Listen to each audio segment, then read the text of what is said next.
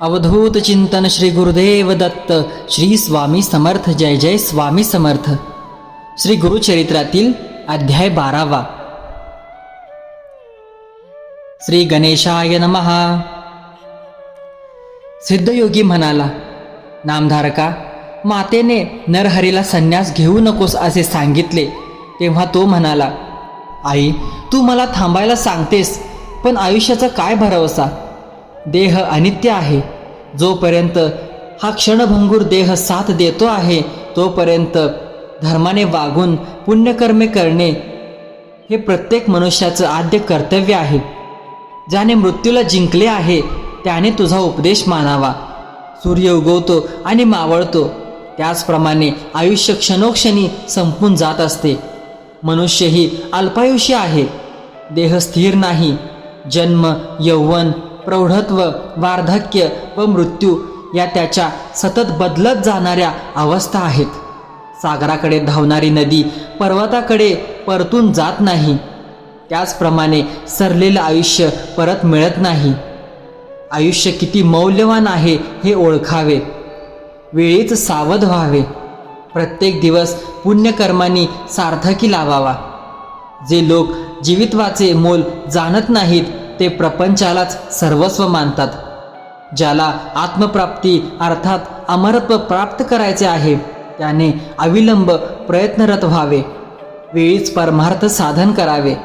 स्वहित साधावे. मी तेच करणार आहे, तू मला अडवू नकोस. नरहरीच्या मुखातील ती बोधवचने ऐकून त्याचे मातापिता व उपस्थित लोक थक्क झाले. अंबा काकुळतीने म्हणाली, नरहरी, तू माझे कुलदैवत आहेस. मला 4 पुत्र होतील असे वचन दिले आहेस. मला 1 पुत्र होऊ दे, मग तू जा. आता शब्द मोडून गेलास तर मी प्राण त्याग करीन. नरहरी म्हणाला, एवढेच ना, मी वर्षभर येथे राहतो. तुला 2 पुत्र होतील, मग मला आज्ञा दे. 7 वर्षाच्या नरहरीचे चतुर्वेदांचे अगाध ज्ञान पाहून विद्वान पंडितही आश्चर्यमुग्ध होत असत. त्याची कीर्ती व कर्तृत्व पाहून मातापित्यांना मोठे समाधान वाटत असे. यथावकाश अंबा गर्भवती राहिली. तिला जुळे पुत्र झाले. वर्ष पूर्ण होताच नरहरी तिला म्हणाला, आई, तुझ्या इच्छेनुसार मी वर्षभर येथे राहिलो. तुला आणखीन 2 पुत्र व 1 कन्या होईल. ही सर्व आपत्ते ज्ञानी, सदाचारी व दीर्घायुषी होतील. आता मला निरोप दे. माधव आणि अंबेला वाईट वाटले.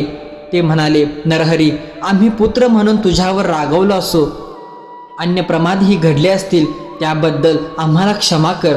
तू अवतारी पुरुष असलास तरी आम्हाला तुझी चिंता वाटणारच. तू आम्हाला दर्शन देत राहा. नरहरी म्हणाला, मी तुमची भावना जाणतो. तुम्ही ज्या ज्या वेळी माझे स्मरण कराल त्या त्यावेळी तुम्हाला भेटण्यासाठी येईन. तुम्ही सुखात आनंदात जगाल. मी तुम्हाला 30 वर्षांनी पुन्हा येऊन भेटेन.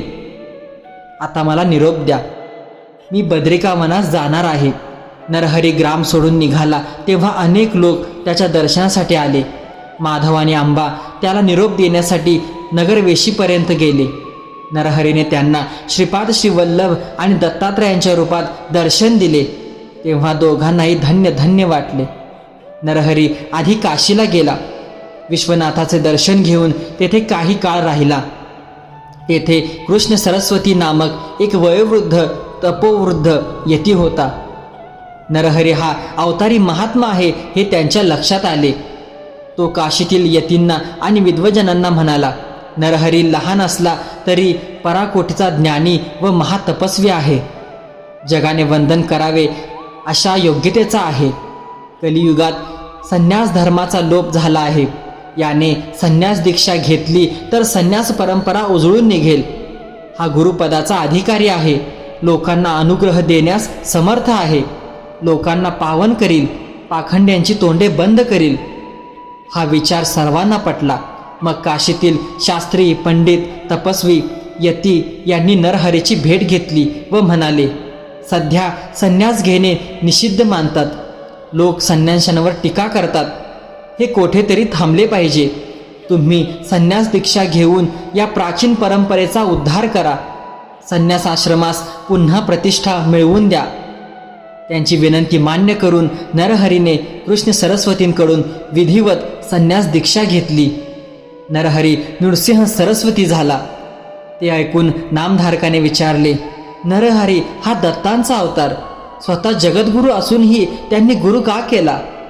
कृष्ण सरस्वतींची गुरु परंपरा काय आहे? सिद्ध म्हणाला, श्रीकृष्ण जगतचालक असूनही सांदीपनींना गुरु करून त्याने गुरुपदाचे व गुरु परंपरेचे महात्म्य अबाधित ठेवले. नरहरीनेही तेच केले.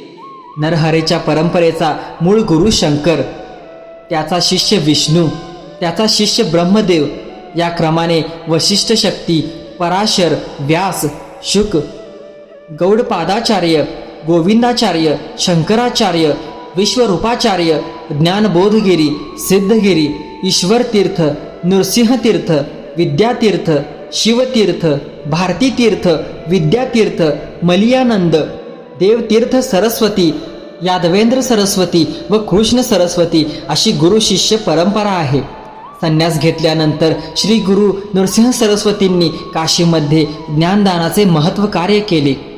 अनेकांनी त्यांचे शिष्यत्व पत्करले. मग ते शिष्यांसह तीर्थयात्रा करीत प्रयागास गेले. माधव नामक ब्राह्मणाने त्यांच्याकडून संन्यास दीक्षा घेतली. मग ते बद्रिकाश्रमाकडे गेले.